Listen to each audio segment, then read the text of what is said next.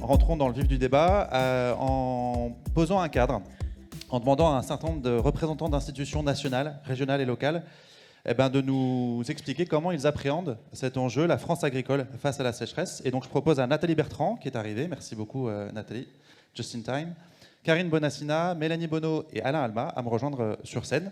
Je vais vous présenter dans un instant. Et on peut évidemment les encourager, parce qu'ils voilà, ils démarrent les hostilités. Merci à tous les quatre d'être là. Installez-vous, il n'y a pas d'ordre, je vous en prie. Installez-vous vite. Nathalie, je vais commencer avec vous. Vous êtes inspectrice générale de l'environnement et du développement durable, donc rattachée au ministère de l'écologie, mais vous avez participé à la rédaction de plusieurs rapports qui se sont succédés sur les liens eau, agriculture et changement climatique, et qui éclairent les politiques publiques interministérielles. C'est vraiment une spécificité sur laquelle vous souhaitiez insister, que ce soit le ministère de l'Environnement, auquel vous êtes rattaché, mais aussi le ministère de l'Agriculture, et même de l'Intérieur, parce qu'il y a un sujet eau potable qui est particulièrement criant. Quels étaient ces grands rapports sur lesquels vous allez revenir rapidement tout à l'heure? Ouais. Alors, je rectifierais juste je vous en prie. Ça marche? Ça marche, oui. Je rectifierais juste une petite chose, ils n'étaient pas tous sur eau, agriculture et changement climatique. Effectivement. Donc, effectivement, il y a un ensemble de rapports qui ont été commandités par le gouvernement sur la gestion de la ressource en eau. Je vais vous donner mon micro. Ah, oui. Sur la gestion de la... Ça va comme ça? C'est parfait. Sur la gestion de la ressource en eau. Tout d'abord, donc il y en a qui ont été précédés. Par exemple, après la sécheresse de 2019, il y a eu un rapport effectivement sur un retour d'expérience de la sécheresse 2019. En 2020, on nous a commandité un rapport qui s'est appelé Changement climatique, eau et agriculture, donc qui colle parfaitement avec le thème de ce colloque. Et les deux qui ont suivi en 2022 et 2023. Pour le premier, ça a été sur les PTGE, les projets territoriaux de gestion de l'eau, où finalement la question suite à l'instruction de 2019 qui prenait le développement sur France entière de ce type d'outils, les difficultés à les mettre en place, en particulier sur des problèmes de gouvernance, on nous a demandé de faire un rapport là-dessus. Et puis dernièrement, 2023, c'est le retour d'expérience de la sécheresse 2022, qui, comme on le sait, est extrêmement... difficile. Et là, j'insistais, comme vous l'avez dit, sur le caractère interministériel, puisqu'ils ont mobilisé différents ministères à travers leur inspection générale, que ce soit l'agriculture et l'environnement qui ont participé aux 3 rapports, et pour le dernier, parce qu'il y a eu un gros problème d'eau potable, environ 2000 communes se sont trouvées en grande tension sur l'eau potable. En France hexagonale comme en Outre-mer? Non, là, on a fait uniquement l'hexagone. Oui. Et certaines communes se sont trouvées en rupture d'eau potable durant la saison, quoi. Donc il y avait une grosse focale sur l'eau potable, qui était une demande. Ouais, vous allez revenir sur quelques enseignements et recommandations de ces rapports au gré de la discussion. On passe la parole du coup à Karine Bonassina. Vous représentez l'agence de l'eau Rhône-Méditerranée, Corse, en tant que directrice de la délégation territoriale de Montpellier. Quelques rappels sur les grandes missions rapidement des agences de l'eau, même si a priori tout le monde connaît, mais c'est bien de rappeler quand même le rôle d'une agence de l'eau.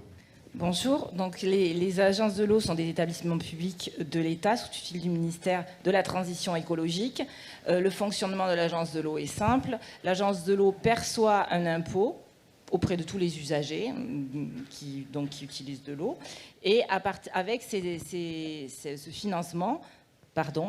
financement, réinvesti pour financer des projets qui vont dans le bon sens auprès des collectivités, des usagers, des associations. Elle a aussi une mission d'organisation de la gouvernance, de production de connaissances et de diffusion des connaissances. À titre indicatif, le budget de l'agence de l'eau, c'est 450 millions d'euros par an. Celle de Rhône-Méditerranée-Corse. On est sur 2 bassins, vous avez bien compris. Et puis, bien sûr, du coup, l'agence de l'eau finance des projets au monde agricole. Et pour 1 euro payé par le monde agricole. L'agence de l'eau RMC finance 2 € au monde agricole pour préserver l'eau et les milieux aquatiques.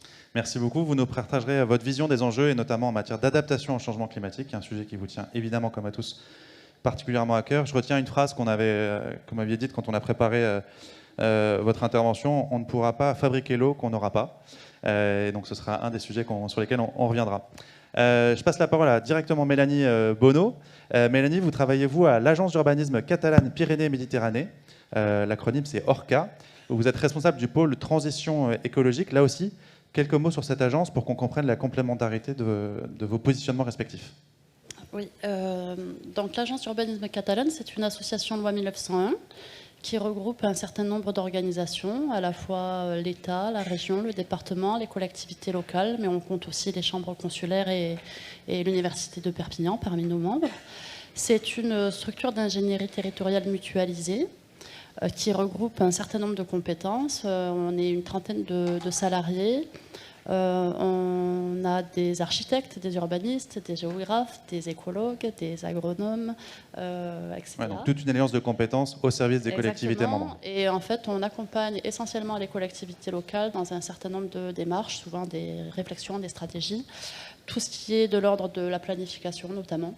Donc les schémas de cohérence territoriaux, les plans locaux d'urbanisme, mais également des démarches sectorielles de type plan climat ou PAEN, les périmètres de protection pour les espaces agricoles et naturels périurbains, pour lesquels on peut aussi nous solliciter.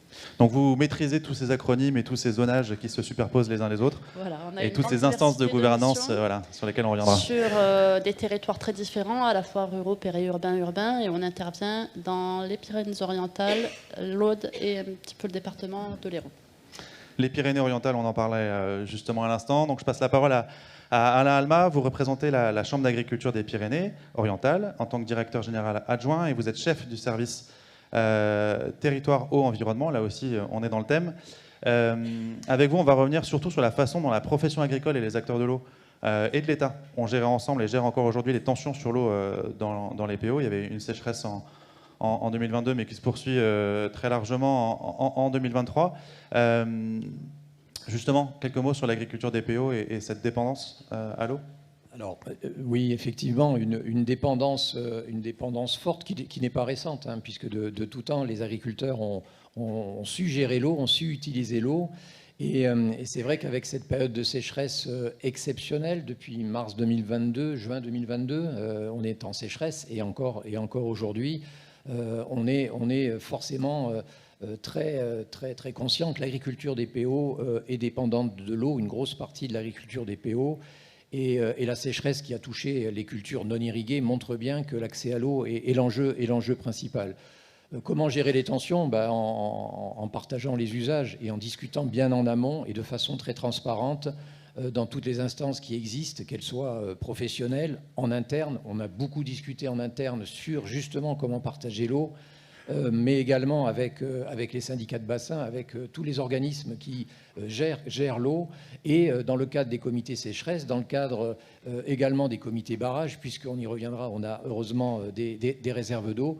Eh bien, c'est comme ça qu'on arrive à faire en sorte que les tensions soient vraiment les moins importantes. Et au niveau de la profession, on s'est vraiment très bien organisé en 2023, mais également avant, en créant en particulier au niveau des ASA. Il y a, et c'est une caractéristique, 200 ASA dans le département. Voilà. ASA, 200 associations syndicales autorisées d'irrigation en ce qui concerne ces ASA.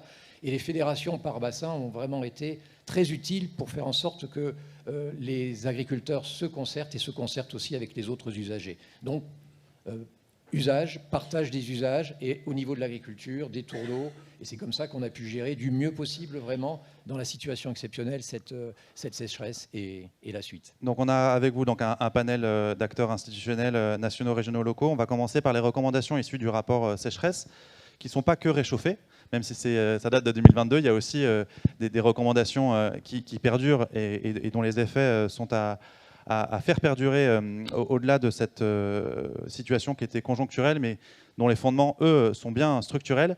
Nathalie, je reviens vers vous sur les analyses que vous avez pu tirer de cette crise, encore une fois, à l'époque, mais pour l'avenir également. Oui, donc je ne reviendrai pas sur le contexte climatique que tout le monde connaît et qui a été extrêmement difficile pour tous les usagers de l'eau. Donc ce rapport était un rapport de gestion de crise et qui s'attachait principalement au conjoncturel. Donc il y a eu 18 recommandations sur lesquelles je ne vais pas revenir. Je vais plutôt revenir sur un certain nombre de manquements ou d'améliorations qui nous a semblé pertinent de souligner dans ce rapport. Alors quand on a une crise comme ça, il y a deux principes. C'est gérer au plus fin et au plus juste dans les deux sens du terme, c'est-à-dire effectivement avec une certaine équité.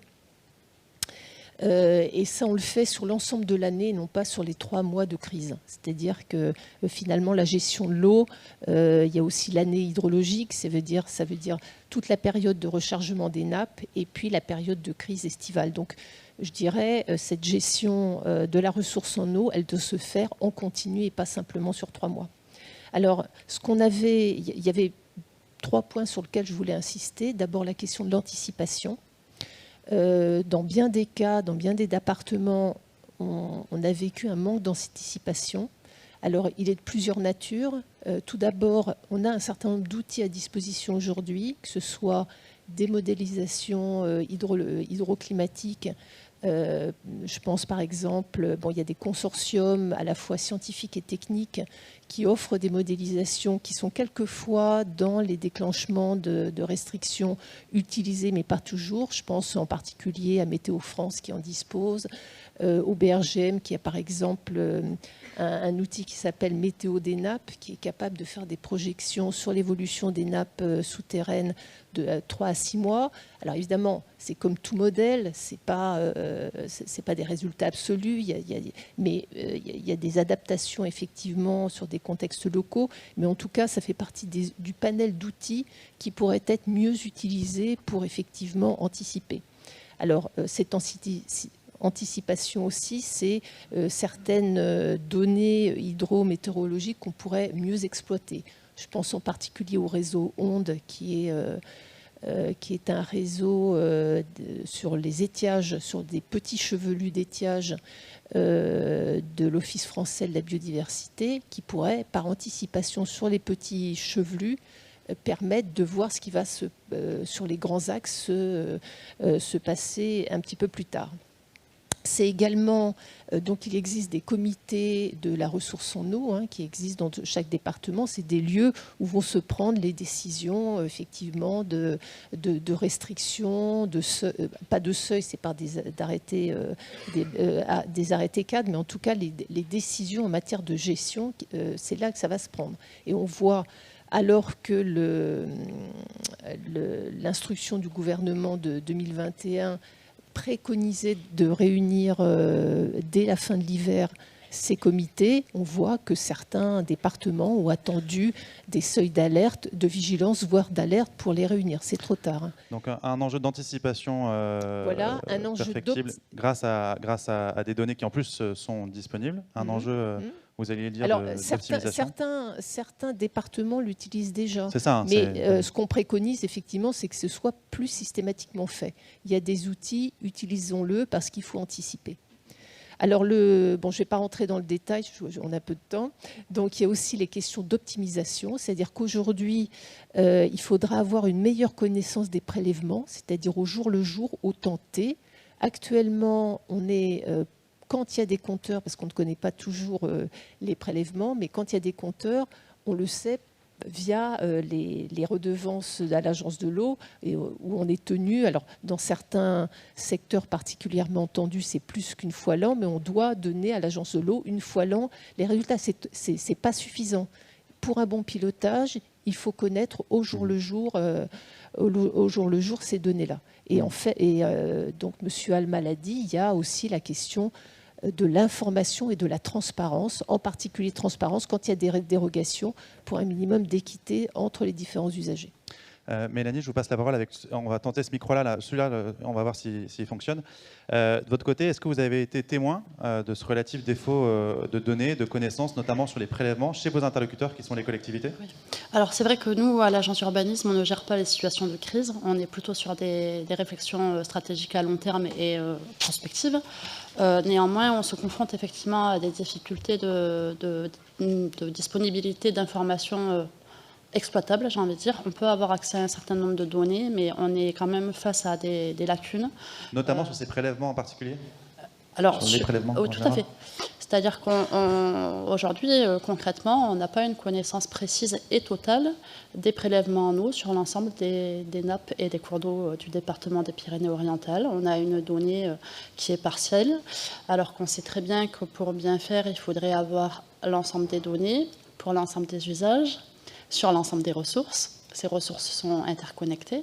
Donc c'est valable pour les questions agricoles, c'est également valable pour l'eau potable. Hein. Par exemple, ce n'est pas uniquement les prélèvements agricoles qui posent problème, mais en l'occurrence, ils peuvent ne pas être suivis et analysés finement et restitués pour être prêts à l'emploi, j'ai envie de dire.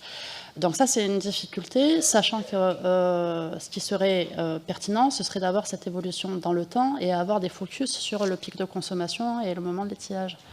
Donc si après on rajoute à ça en fait la nécessité de voir ça au fil du temps, d'une année sur l'autre, et avec un contexte de changement climatique qui va avoir des incidences et sur les ressources et sur les usages, effectivement les collectivités peuvent se retrouver en difficulté pour intégrer en fait ces informations à leur démarches, qui ne sont pas nécessairement des démarches en fait frontalement de gestion de crise et de gestion de sécheresse, mais ce sont des démarches où on leur demande, et c'est normal, d'intégrer les problématiques liées à l'eau dans leur réflexion stratégique globale, notamment au niveau planification territoriale. Donc encore faut-il avoir les données pour le faire. Alors des données, j'ai envie de dire des données travaillées. Des données travaillées, oui. Et accessibles. Des données globales et travaillées. Voilà. Vous citiez aussi signifié qu'il y avait une initiative intéressante qui était en cours d'émergence, oui, mais qu'il y avait là aussi quelques limites potentielles.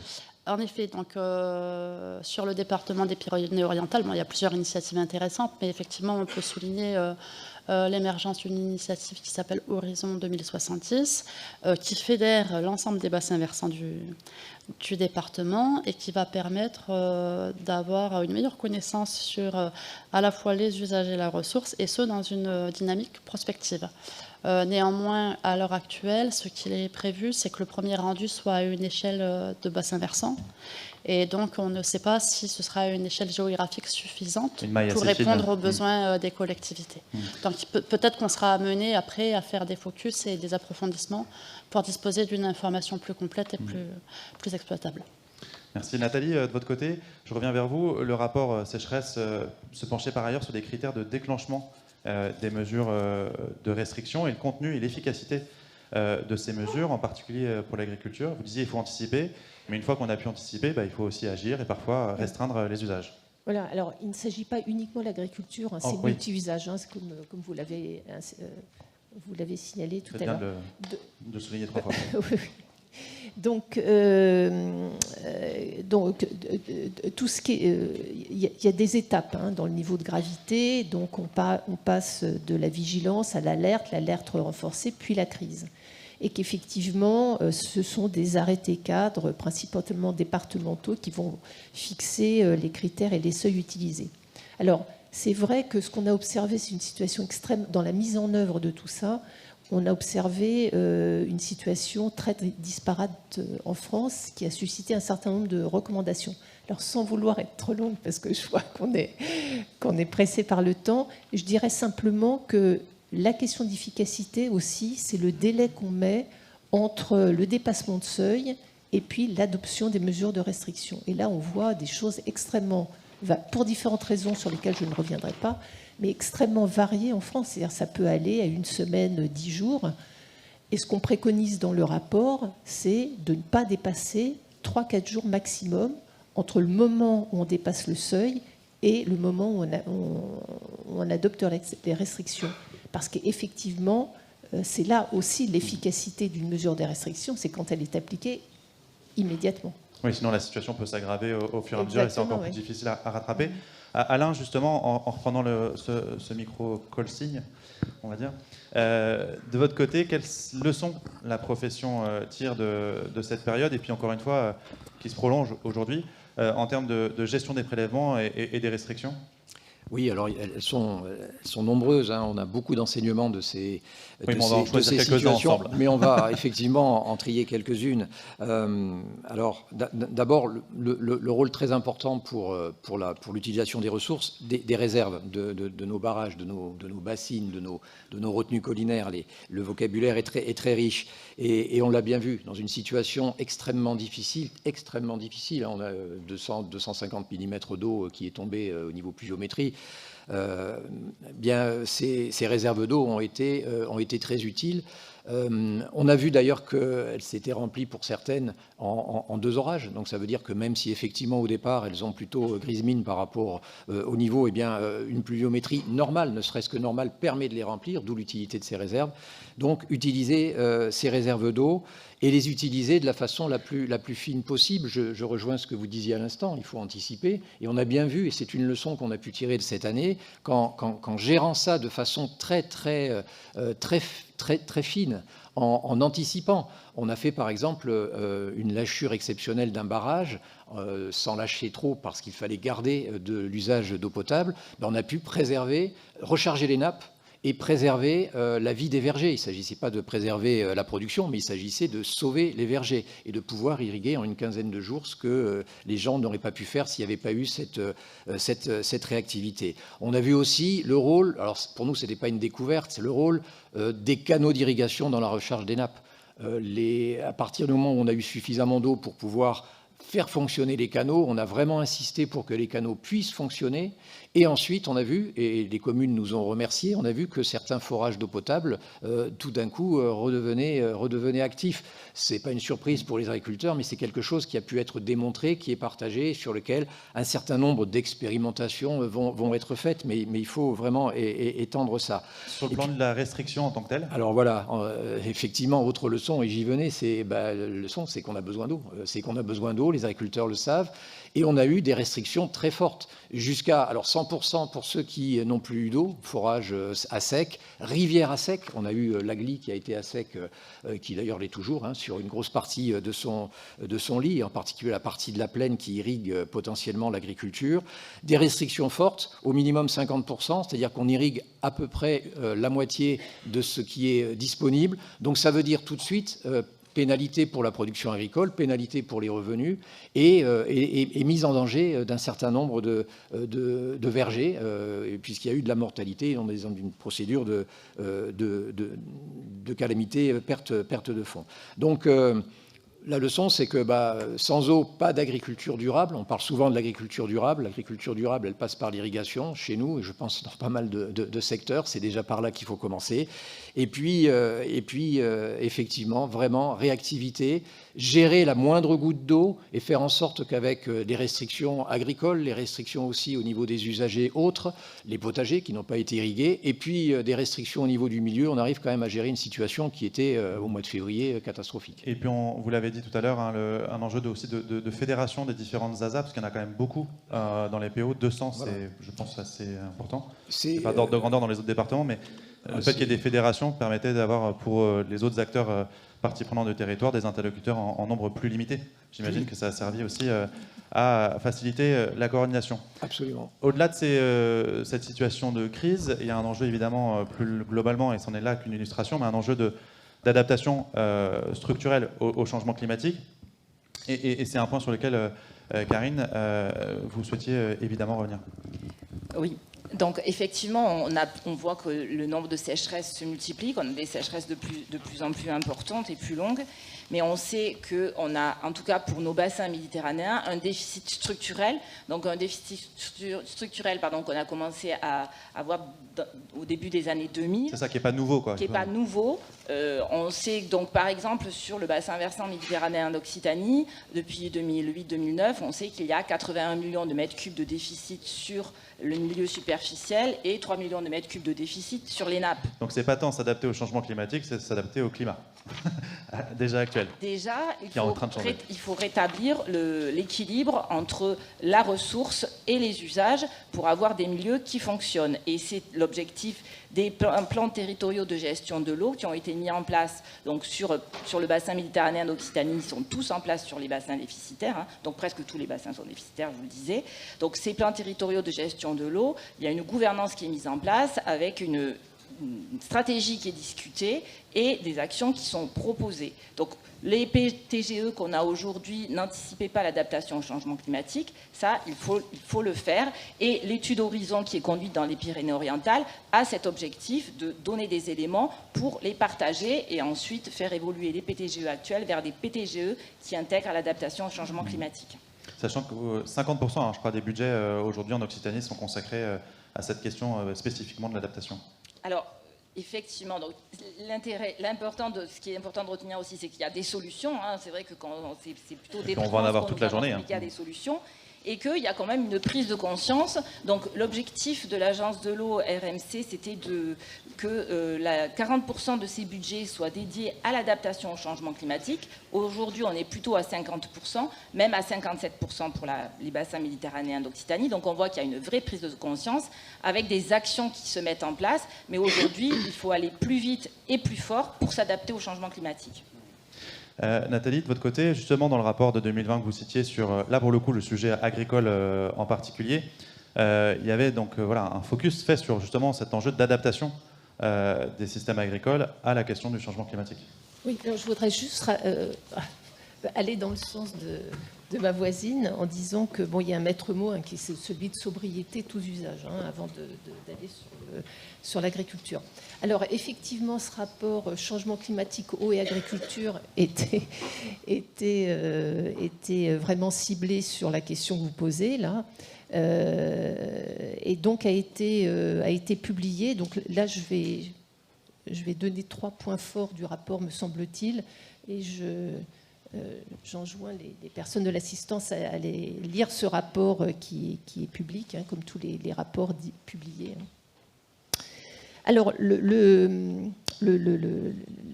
premier élément qu'on mettait en avant dans ce rapport, il faut voir aussi que ces rapports sont basés sur un travail de terrain important. Non seulement c'est des experts qui sont impliqués dans le rapport, mais on fait beaucoup d'enquêtes de terrain. Alors, la première, c'est aujourd'hui, au regard du changement climatique qui est annoncé pour 2050, on n'arrivera pas simplement avec des adaptations de certaines composantes on n'y arrivera pas si on s'attaque simplement à quelques composantes de l'activité agricole. Ce qu'il va falloir, c'est une transformation en profondeur, massive, d'un modèle agricole qui est aujourd'hui trop consommateur en eau et trop consommateur en intrants. Et que ça va demander un accompagnement des agriculteurs, effectivement, y compris des filières. On pointait les filières dans ce rapport, qui devront effectivement accompagner, mais également l'acteur public, accompagner les agriculteurs à faire cette transformation massive du modèle agricole. Alors pour ça, il n'y a pas de modèle unique. Il va y avoir, en fonction des couples territoire-agriculture, on ne pourra pas appliquer la même recette. Donc ce qui veut dire qu'il va y avoir un panier de solutions, c'est-à-dire une combinaison d'un ensemble de leviers adaptés pour arriver à ce changement. Alors effectivement, suivant le contexte climatique, on l'a rappelé, suivant le contexte écologique et économique local, ça pourra être faire appel à la recherche pour de nouvelles variétés génétiques, remettre au centre de la rétention de l'eau la question du sol, qui a souvent été mal traitée, la question de la réintroduction d'infrastructures écologiques, et effectivement des changements de système de culture et de pratique. Donc ça, c'est le premier point. Le deuxième point, et sans m'étendre trop, parce qu'on n'a pas beaucoup de temps, c'est remettre le sol au centre de la stratégie de l'adaptation de l'agriculture, c'est-à-dire revenir à des fondamentaux de l'agronomie, en considérant effectivement le sol comme la première infrastructure de rétention de l'eau, puisque c'est ça notre problématique aujourd'hui. Et puis, quand on a considéré ce panier de solutions et cette transformation massive du modèle agricole, c'est effectivement la question de l'irrigation, parce qu'il y en aura, mais faire une irrigation de résilience, c'est-à-dire bien dans un partage des usages de l'eau, mais une irrigation de résilience plus économe en eau, couplée à des évolutions d'assolement, des variétés, des pratiques culturales adaptées au contexte. Voilà. Et donc, ce qu'on disait aussi, c'est non plus viser un objectif de maximisation des productions, mais d'optimisation qui vont faire converger à la fois rentabilité agricole et économie de la ressource en eau. Oui, viser la stabilité des rendements et des revenus plutôt que de la maximisation, voilà. On va dire, ponctuelle du tout ça rendement. nécessite d'être accompagné, en particulier par la PAC. Alain, du coup, en zoomant sur les PO, donc là, les recommandations sont d'un point de vue national. Ouais. Comment vous percevez cela pour les PO, pour s'adapter au changement climatique? Quelles sont les évolutions que vous engagez en tant que Chambre d'agriculture pour accompagner les producteurs locaux? Alors d'abord un travail effectivement pour adapter les pratiques au changement climatique. Dans ce qui a été dit, la Chambre régionale a un plan qui est ambitieux avec un certain nombre d'actions que les différents départements vont mettre en œuvre en fonction de leurs spécificités.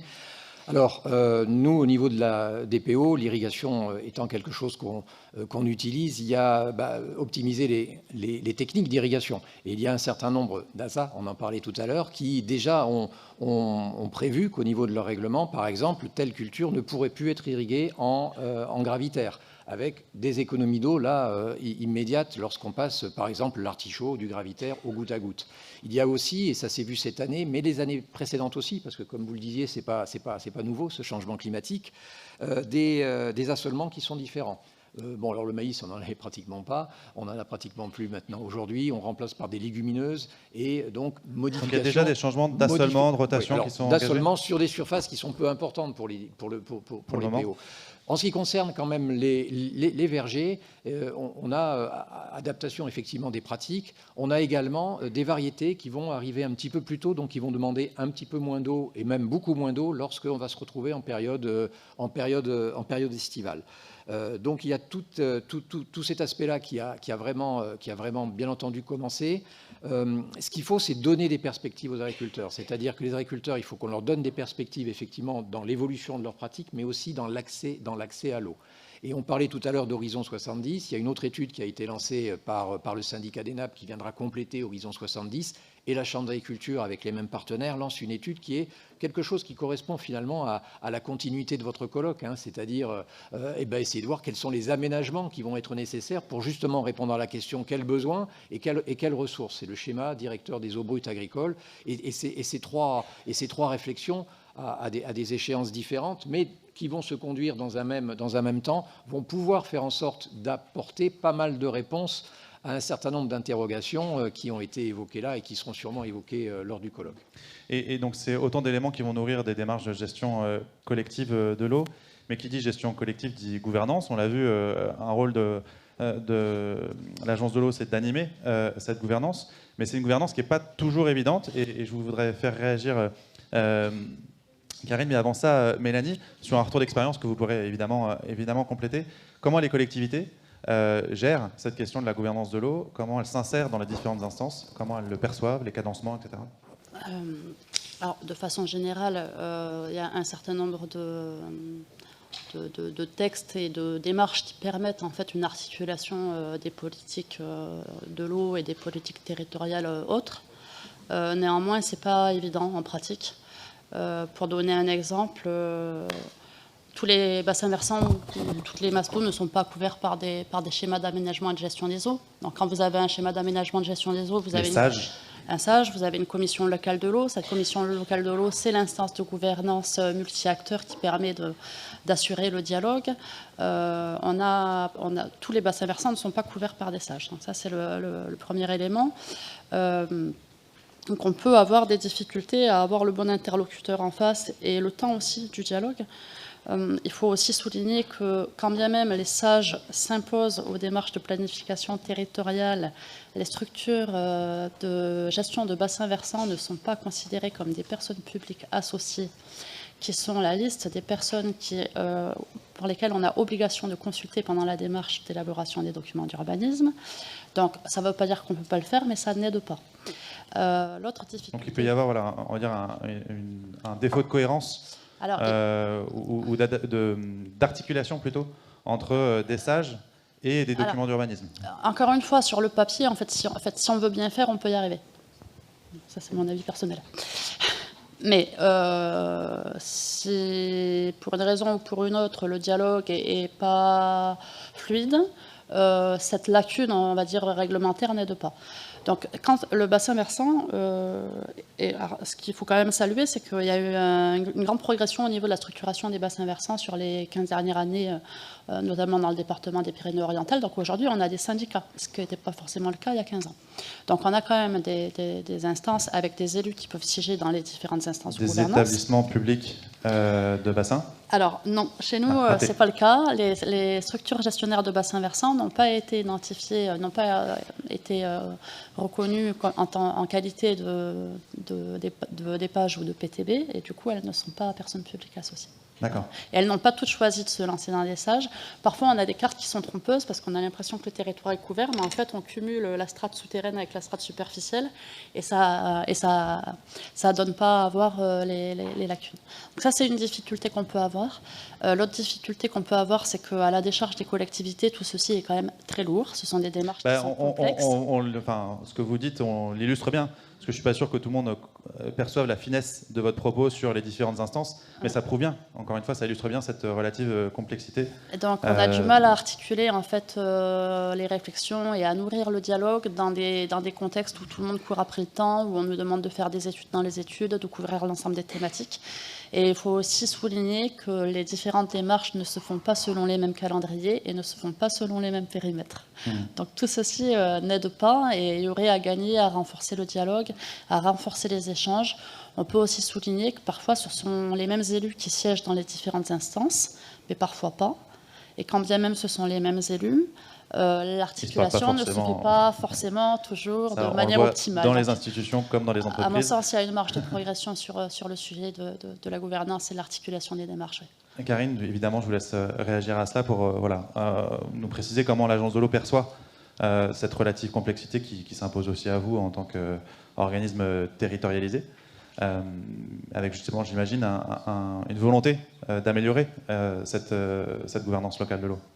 Alors, la gouvernance, c'est vraiment l'élément essentiel de la gestion de l'eau. Il faut vraiment que la planification soit partagée par l'ensemble des usagers et des décideurs, des acteurs territoriaux du bassin. Donc, l'autre sujet qui est important, gouvernance, mais à quelle échelle? L'échelle pertinente pour gérer l'eau, c'est bien l'échelle du bassin versant.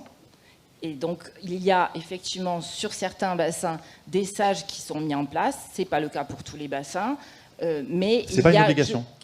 C'est pas une obligation réglementaire. Le SDAGE définit des sages qui sont obligatoires. Le SDAGE c'est macro et le SAGE c'est plus local. Et les sages ne sont pas obligatoires pour tous les territoires parce qu'il y a jusqu'à maintenant, il n'y avait pas des problématiques très importantes de gestion de l'eau sur tous les territoires et qu'effectivement, de toute façon, pour être efficace, il faut faire des priorités pour savoir concentrer son action. Et donc, les priorités avaient été faites sur certains territoires.